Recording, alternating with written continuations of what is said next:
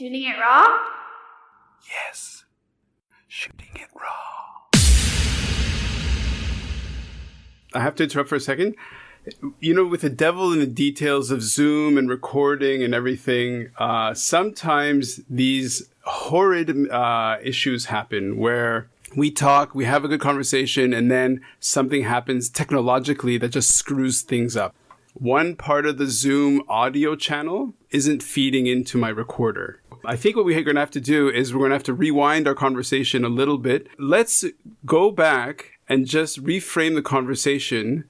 Only this time what we'll do is let's mirror more closely to the photographs, well, to the images. Sure. So Adrian Bejan, thank you for joining me on Shooting It Raw. I'm so embarrassed to say that I have you, and it's such an important mind and author. To finally have you on the podcast is such a treat. The technology decided to screw me over a little bit. So we had a nice conversation. I'm sweating. So what we're going to do now is we're going to rediscover your work and what we talked about a little bit. And we're just going to maybe zip along through, because actually we didn't even get through, beyond the first image. So let's go back to that first image so it's taken from above, the image of a tree that's essentially dying. You are in a hot air balloon above. It's in the morning. You're photographing down into the canopy. There are many levels of foliage down below. And why is this photo such an important part of your most recent book? It is, thank you. It's a introduction to the book. In fact, it is part of the aha that stimulated me to write the book. The view from above is somewhat deceiving, just like everybody's view of human society. What we see is the few big things that impress us. In this case, the big trees alive or dying. And then if we're curious, we identify a few other not so big, but still big trees around. And we overlook the base that sustain everything. In this case, the soil, the vegetation, the animals themselves. If you pay attention, you see the bigger ones, the game crawling through the bush. You don't pay attention to the smaller animals on which the big ones are preying, and then by the same token, you don't pay attention to the insects that serve as food for the tiny animals. You see, this is an image, a very common image. It's a reality that hides in it, frankly, at once the hierarchy and the diversity that represents nature. And this hidden characteristic, which is real means physics, irrefutable. If you deny it, it will hit you in the face. This reality is non-denominational. You can recognize it now because you look at this introduction to my book. You can call it vegetation. You can also call it, animal life on that piece of land. But you can also call it, if you listen to me, the design of or the evolving architecture of a society. Or if you are into politics, you can call it hierarchy, or if you're afraid of that word, you can call it inequality, and some other words that are more popular these days. The point here is that it's physics, and physics is science. It is, of course, observable, but if you don't believe it, you can go ahead and test it. You can climb down from the air balloon and count the number of the big trees, and then count the number of the not so big trees, and so on, down the scale to the blades of grass. And then you can make a graph like the one you'll see in my next drawing. Right. Which is, it's about hierarchy. And that is, in fact, how you complete the test. You can complete, after the test, you are no longer a skeptic, you see. Right. Okay, so the title of the book is Freedom and Evolution. Right. Right. And so we had said this earlier before, but how I came to learn about you was discovering your book, which I have here as well, Design in Nature, which I and my client found extremely important and, mind-blowing because it made such a clear connection of essentially the progress of life and of things and of systems. And so then when I asked you to send me some images, you sent me 4 images. The first one was of the tree. And then the second image, which you just made reference to, is this illustration, which it's basically on the left, there's a kind of a graph. It says population size increasing. And then on the bottom, the x-axis is the body size increasing. And at the top left, you have a dragonfly. Then goes over to hummingbird, and it goes to barn swallow, and then it has condor, pterodactyl, DC3, and B47, 747, which is large plane. So please explain the significance of this illustration. First of all, I made those drawings with India ink, okay? Oh, nice, nice. And these are, as you said, they are organized, this is qualitatively on a X versus Y plot. We call this logarithmic in both directions. If you actually count these numbers and sizes of things that move, you arrive at this distribution that I illustrated with a few drawings of very common flyers, from the insects all the way down on the right to the best known airplanes of their eras. The DC-3 was the transport airplane in the 30s and throughout the Second World War. And the punchline, I wrote it in letters, is that the alignment spells few large and many small. The diversity of, in this case, the population of flying bodies is not diversity in the sense that the big and the small, like potatoes thrown into a sack. No, the big are few and the small are many. Mm-hmm. This is called organization. Organization, or the name for that is hierarchy. And the reason for the hierarchy is that every single body that's illustrated by me here is in fact moving on area. And the movement on area, in this case of the animal body mass, that includes what's riding on the airplanes. It's human mass, which is water. Mm-hmm. All of that is moving on the area in the same way that the water of you name the river basin. It's moving in the channels that are a harmony of few large with many small. The river basin, or for that matter, the river delta, which is like inhaling, exhaling, river basin, river delta. Mm-hmm. These architectures that are hierarchical are not battlegrounds. The many small channels are not fighting for supremacy against the few big channels. They're all flowing together. They're all born at the same time. They're all prospering because they're connected. Right. This is, hierarchy is natural. Why? Because it is good for everything that flows on the area. And it flows, the flow itself strikes you with this drawing, which is actually a movie, because all architectures of this type are in fact throbbing, constantly jiggling around and adjusting themselves. They're arriving at this motion picture because of immense freedom to morph. Mm-hmm, everything that moves here is richly endowed with freedom. Right. So much of it that nobody talks about it. Right. Well, so we had spoken a little bit earlier about the sensitive topic and the politically sensitive, or the idea of just words like freedom, which in the human sphere, in the socio-political sphere, words like freedom are very loaded. Whereas you make the connection, and you sort of mentioned how you understand that it's sensitive to talk about freedom within an academic context, within an intellectual context. And yet you make a very firm assertion that freedom is itself a physical, like it's part of physics. So why don't you once again reiterate what some of your ideas of why freedom is so important? Well, without the freedom to change, the particular entity, we call that system in physics, does not change. So no change, no evolution. No evolution, no future. No progress, yeah.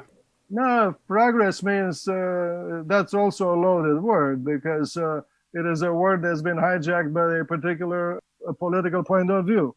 Who is to say? Who is to say that the so-called the change is toward forward, you see? I'll tell you forward. Forward is the Constructal law, which, if I mention the Constructal law, I will mention it again. It is the natural tendency for a flow system to morph with freedom in order to provide greater access to what flows. Obviously, that means the next architecture will be one that offers the flow greater access to the available space. Or that means many things. If the flow is driven by power from fire, that means the access is measured in terms of less fuel burnt in order to move the moving stuff to the available space. If the flow is driven by money out of a bank that you borrow the money, then that means, yes, that the evolutionary architecture, say tomorrow or 10 years later, will be providing flow based on a smaller expenditure, and on and on and on. The key concept here is that without, first of all, without power, nothing moves, but without the freedom to change, nothing evolves. And meaning that evolution, which is not only in biological textbooks, it is also in things that I teach, such as the evolution of technology, or I'm sure that others in say the military talk about the evolution of military strategy, or there's people in art, they talk about the evolution of art, or the evolution of let's call it graphic design, or the evolution of music and sound. There's I'm talking about the actual impression, not the technology of it. Art itself is an evolving add-on to the individual. All these things, meaning evolution, is concept. Obviously, it's much older than Darwin. Evolution is a Latin word. Evolution means evolvere, which means to roll out, to roll forward. This is the image of the birth of the fetus. The fetus is born out of natura, the mother who gives birth to everything. That's the meaning of physics. It is reality that is. Well, the image of this thing that just rolled out, and it will keep on rolling tomorrow to look different than what you see today. That is possible. That movie is possible because the rolling object has freedom. Sure. And then, of course, you can take this story of mine to the next day or the next month, and you'll see freedom galore. You see a movie. So if we accept this evolution speech, we should also accept the reason why it is correct. And it is that everything in nature is endowed with the freedom to change. Right. And in a way, so my interpretation is that, in essence, evolution, peel away all the kind of emotional or ideological things you want to attach to it. Evolution is essentially describing change over time. Right. So how does this feed into the third graphic or image that you sent through of the two charts, right, of energy use versus competitive rank? Okay. You may be right about evolution speech in biology, describing change over time, except that in biology, you are not looking at anything. In biology, the objects, meaning animals, everything from monocellular to the elephant, are what they are. The biologist is, challenged to imagine how that drawing came to be what it is today. No, the physics, which is the Constructal law, tells you where the drawing came from. And in so doing, the constructal law tells you the direction in which the drawing will be morphing if you are lucky to be living long enough. Okay. So that's the difference. The constructal law is a law of physics, with which you have the power to predict the future.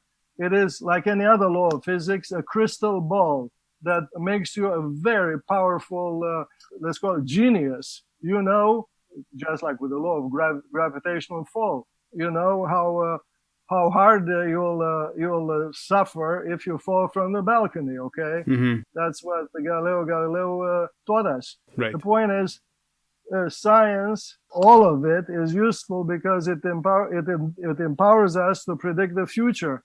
In this case, the constructal law adds to that power this aspect, which is that reality is a movie. You are an actor in it. And this movie has obviously, the movie plot has a direction in time. Tomorrow will be different than today. Everybody knows that. And we can talk about that if you wish, because that is also a very important aspect of how important this discussion really is. So tomorrow will be different. And with that crystal ball, you can do two things that are very useful to your own life. One is, you know what to do tomorrow. Number two, you know what not to do tomorrow. Okay? So that's how important it is for people to go to school and get science. Okay, got it. That's, by the way, our parents and grandparents and even earlier knew this. This is why they raised us with this passion for being serious about learning. Sure. They did not send us to school out of sadism. You see, it's Sure, for sure. It's deadly serious, this kind of education. Okay, so let me bring you back though to the illustration, because now this is from your book, Freedom and Evolution. So what is happening in these two charts? Yeah, they're put together, they're juxtaposed to make you see the punchline. On the left is, again, reality, plotted on that they happen to be falling on the bisector, are all the countries and the groups of countries of the world. They are plotted as wealth, annual wealth, called GDP, or gross domestic product, versus the fuel used annually in each of those countries.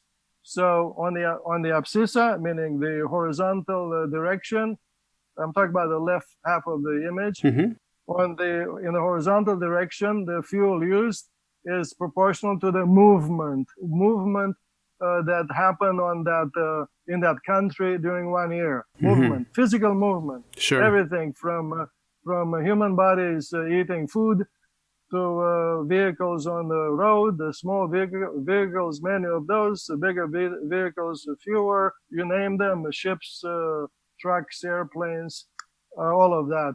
And on the ordinate, meaning the vertical direction, you have this concept from economics, which is called wealth. The message from the left half of my image is that what is wealth in economics is a movement in physics. Right. Meaning that wealth is physics. Wealth is movement. Movement is life. You see, so a country that's moving a lot is in fact more alive than one that's dormant.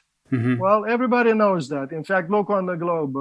You'll see my punchline live. You compare, I'm not going to name countries here, but you can compare countries from the lower left of the bisector, the ones I did not name, with the countries that are named as you go in the direction of the upper right. Right. Okay, so movement.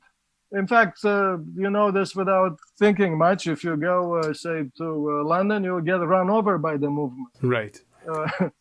to go to some other country. Maybe because I'm in Hong Kong and I can let myself speak with a bit more freedom on this topic, because there's, we have the pressures on Hong Kong. A lot of it is to restrict flows, restrict movement, Right. either of people, basically of thoughts and ideas. So I can see that you're absolutely right, that when you start putting the brakes on these flows, that's when all of a sudden you start finding the tensions. So how does that reflect in terms of the right graphic with the energy use and competitiveness? Very good point. Yeah, very good. But okay, we'll get this is very good. By the way, I was raised with this impression that you painted by commenting on the current discussions in Hong Kong. I was raised in communist Romania. This was a bona fide European country before communism, which all of a sudden, overnight, by the way, a normal country like, Hungary and Czechoslovakia and Austria. And then overnight, all these communist states were driven into a standstill, which meant instant poverty, measured in many ways, not just the lack of movement, but the lack of communication, lack of health, lack of education. By the way, you could not. There were no passports. Nobody could leave, right, unless they had relatives abroad. So, meaning no movement. Look, the right side of my montage is the same countries that you saw on the left, but this time they are plotted with movement, meaning fuel used on the vertical, and on the horizontal direction is the ranking of these countries according to economic competitiveness, which means freedom. Freedom is on the horizontal. Freedom, the most free on the horizontal is place number one, rank number one on the left. Okay. So there you go. So once again, you see that more movement means what goes hand in hand with greater freedom. Sure. Okay, now I did not comment on the first graph with respect to what happens on the bisector. What happens on the bisector is that all these black dots are moving from year to year in the direction of the red arrow, meaning they're racing upward like the bicyclist in a peloton. Right. Every government at the end of the year brags about the increase in the GDP. They don't brag about the fact that the consumption of fuel has increased necessarily during the same year. By the way, this is why no country is stupid to cut its consumption of fuel, because every group of wise people wants to live better, which means to be wealthier. But to be wealthier means to move more, meaning to move more freely. Well, on the right-hand side, we see that this tendency toward greater movement, which this time is plotted in the vertical direction, is in the same direction of the red arrow, which means on the horizontal toward greater freedom. Right. And that's the red arrow is the future. Well, go ahead. If people want to talk about progress, meaning the direction of the arrow, meaning the arrow of time, well, tell them what progress really is. Progress is not a political slogan. It is physics. It is what will be tomorrow. And if you know the physics, you predict tomorrow. Right. It's very simple. In fact, politicians of all stripes should be very happy that they know what I'm teaching. Right. You see? So how does this feel? Well, I think this actually links very nicely to the fourth image you sent me, which basically it's on there are three kind of. Well, there are two photos and one sort of sketch, and across a bunch of other sketches. So the photo at the left is these seems to be a military procession, could be North Korea, could be China. People in this amazing regimented, goose stepping. And then the image to the next to that is that same, it seems like another group of people walking, taken from above. But then there's like a sketch of like this line climbing up to up a mountain. So what is the significance of this image? The I really like this. I like your smile. This drawing because this drawing is about me. I made the drawing evolved. The first piece that I made was the right hand side. The right hand side, I drew it out of the blue. I know exactly when it was in 1975, and I drew it with a ballpoint pen. It's about my vision of myself. Okay. Yeah. Not as a mountain climber, because I'm not a mountain climber.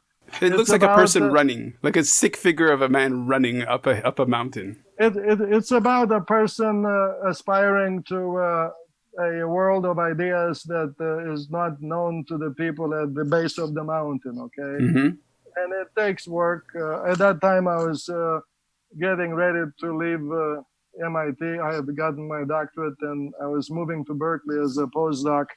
And I kind of liked the spontaneity of the sketch, and I forgot about the sketch. You see, I forgot. Sure. But then later, when I started to publish, my work is in hardcore thermodynamics, but even there, of course, there's room for publishing new things, new things.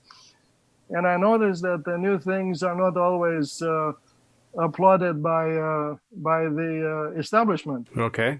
And then I made a connection between the first drawing and this photograph of Hitler's army on parade. This is in the late 1930s, before he started invading the neighboring countries.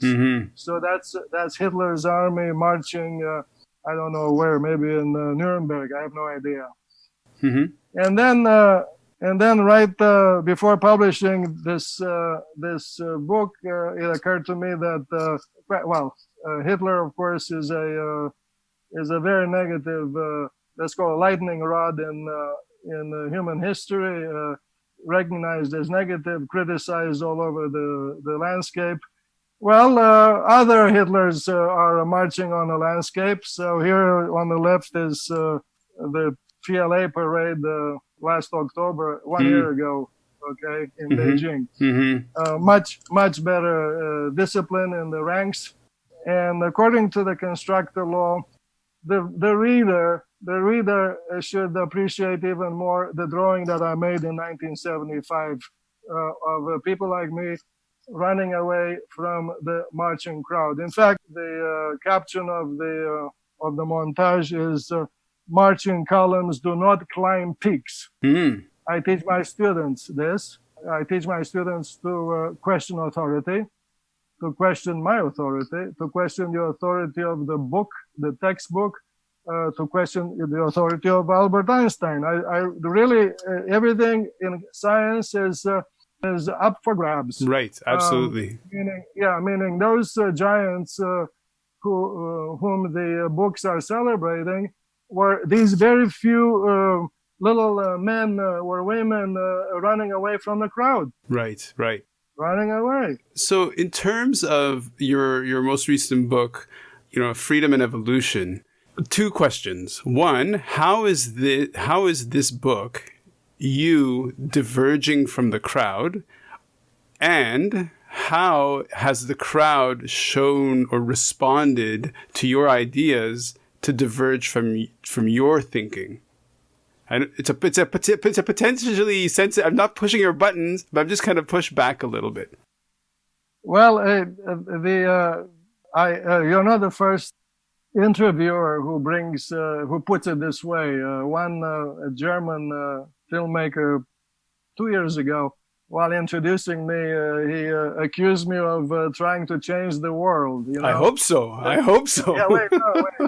As if I'm Karl Marx or somebody, who wanted to change the world. I have the opposite of such ambitions. In fact, that's why I'm talking about marching columns do not climb peaks.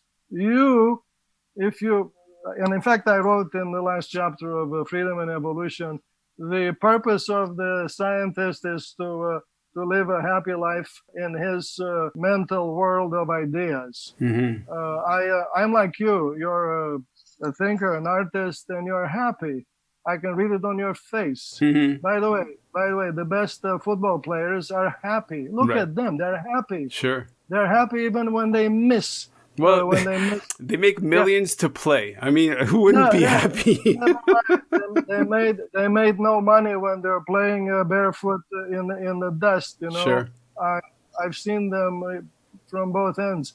No, they're happy, Mm. and the fact that over time, because the craft is useful or beautiful or whatever enjoyable, they become known. Mm. The end of my statement happens Right.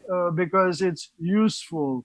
It's just like with the engine of James Watt. He did not make it in order to get rich. He made it because it was a pretty bad machine in his dusty laboratory, and he wanted it to be better, and he was happy. Out of that desire to do better came an invention that set the world in motion. Mm-hmm. But the same way with the photography, or with a microscope, or with a telescope. These things happen to people who were, frankly, happy to come up with an idea. Sure. And I think that's beautiful. Absolutely. It's just like the happy life of a composer or a painter. The creative person is not a person who beats a nail after nail after nail after nail. Right. A creative person is a free individual who has the equivalent of orgasmic pleasure when doing something new. Sure. I like putting it in that particular way of having that aha, an This orgasmic is, moment. This is and this is what makes us teammates or similar. But we're not in this discussion as comrades, to join a movement. I'm not interested. I am okay with myself and with my family, and yes, along the several decades of this kind of life of mine, I got to know maybe 10 or 20 people who are like me. Now you're in that very special group. Oh, thank you. The point is, that's wonderful. It's like I'm a Robinson Crusoe, and you're Friday. Okay, Right. I'm a happier man. I'm safer. You see. Sure. Meaning that if they put me in jail, you'll come and rescue me. You see? Hey, so I have a question. You do your work, and reading your books absolutely changed and inspired many, this is what's amazing. Poe and I read your book, and that, in our minds, split the branches. New ideas kind of branched out from there that really fed the energy of our thinking forward. What would you say was an example that pops to mind that your work emerged as a source of inspiration to somebody in a way that you weren't quite anticipating? That that an example of somebody who read your stuff came back to you and said, "Oh, do you know that blah blah blah this happened?" And you thought, "Wow, no, that I didn't expect that," and that's very rewarding. I'm really not sure I understand what you are researching for here. Okay, so for example, Poe was one of the architects of DHL. DHL is a really excellent example of how, freedom and movement flows. Like, you could make a really clear sort of connection of the constructal law at work in something like a DHL system. Are there other examples? Right. Are there other examples of people coming to you to say, "Hey, you know what? Here's a case that you may not have thought of that confirms or." Well, I look here. I credit where I come from. I was raised in a civilized place. This was Romania, even under communism, was a society where books were cherished. Learning was serious business. The education was European. It was heavy duty, everything from math, physics, all the way to history, geography, and art. My parents sent me to art school after hours. I became a top-level basketball player. Oh, nice. I had, that's actually freedom in a society that was designed not to be free, but it was all due to my parents. And in this kind of upbringing, with, of course, my parents educated, my father veterinarian, my mother pharmacist. I grew up in my mother's pharmacy, playing between the jars with, I'm sure, very dangerous poisons, but cleverly, playing cleverly, always being watched. But in this kind of family and school, and because of the lack of freedom, meaning you had to be curious, meaning to learn to be curious while learning to keep your mouth shut, is a lot more difficult than growing up inquisitive in a free country. Absolutely. It occurred to me that there is, yes, design in nature. I saw this oneness of animals and vehicles early on, before I knew thermodynamics. I grew up in the Danube Delta. I saw the design of the Danube Delta happening from day to day I wrote this in Design in Nature, on the inside surface of the eggshell during the development of the chicken embryo. There's the same vasculature. And I heard the bingo. The river delta is inanimate. Nobody would call the river delta an animal. I mean, what DNA there? What DNA? Sure. Well, plenty of that discussion is about the chicken egg. So the oneness of nature was in me growing up as a kid. My father, who was not very good at keeping his mouth shut, of course, he was imprisoned by the regime because he was a free man. But he would then, when he got out, he would keep talking, the veterinarian, and talk to his neighbors across the street, talk loudly, and he would say, "Look in the eyes of your dog. Your dog is telling you, I want to be free." Your dog, not I, your dog. Because you see, in Romania, the dogs are always chained, Right. Chained. They are not like the dogs in a wealth society where the dogs are pets. The dogs in a poor country are guarding the house, or they are guarding the sheep on the mountain. The point is that growing up, I had this. I knew already that the reason why Romania was not like Germany, because we're seeing German tourists, they're coming to the Carpathians in big numbers. They're all very wealthy. They're driving big cars, and they were largely, compared with us, uneducated. These wealthy people from the West. By putting it within the realm of physics and anchoring it to the realm of physics, you've taken the emotional, the subjective human, Exactly.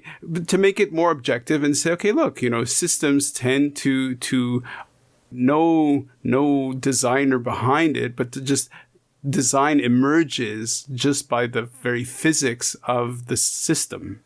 Yeah, that's. But once again, if you listen to your audience, the word design is also loaded, like all these other words that we speak. Yeah, so I call it organization. I call it architecture. Okay. By the way, I like architecture. But the point is that the truth, which is that this is physics, not opinion, is in fact liberating not only me, I'm the writer, but liberating the person who speaks. Sure. The reader, liberates the reader. The reader could recognize whatever he or she has in that image of the physics. It's not about a particular political opinion.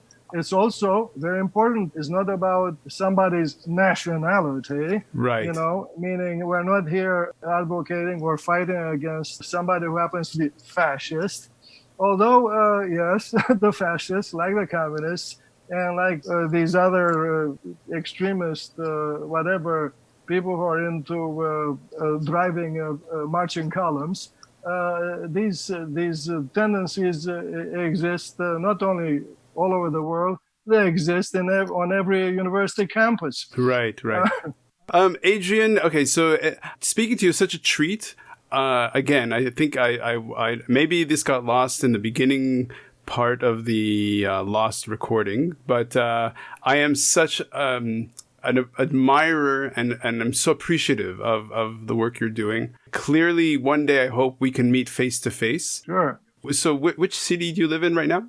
I live in Durham, North Carolina. Yeah, I've been teaching at Duke University for 36 years. Wow. Obviously, I'm very fortunate to be on this campus. I joke about marching columns and stuff, but that's the norm these days. Anywhere you look, I'm first of all fortunate to be an American. I came here in 1969, so wow. I lived 6 decades here, meaning I'm very lucky because I made the based on my wits, but I made the jump from minus infinity to plus infinity, by crossing the Atlantic. Think about that.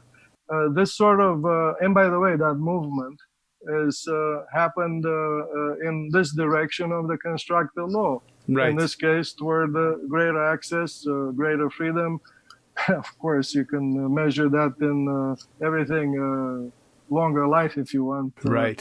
And look, this is obviously the science is autobiography. So it is true that what a person comes up with in science is about the life of that particular individual and the excitement of the human event, which is for the individual to be talking to another person who is interesting. Right. I'm talking about, look, you pronounce your name Ran or Ran? Yeah. Ran. Well, if you can't say Ran, you say you say Ran. It's fine. No, I Ran. Okay, Ran. The point is that life is beautiful if you run into interesting people. If you run, of course, we run into boring people all the time, but we don't remember them because.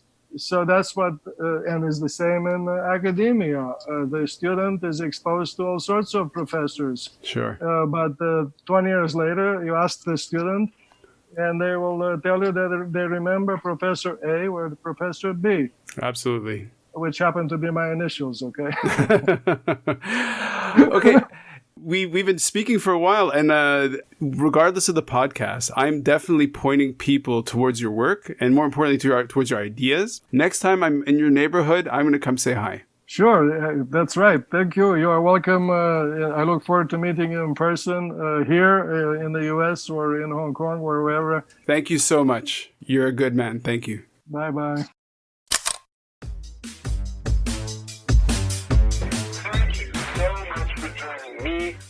For this episode of Shooting It Raw. I really appreciate it. If you want to learn more about the show in general or today's guest in particular, be sure to check out the episode notes at www.shootingraw.com. That's shooting-it-raw.com. I appreciate everyone who takes some time out of their day to give Shooting It Raw a listen. So get out there, make amazing photos, and be sure to appreciate how amazing the world is. Gratitude and a sense of humor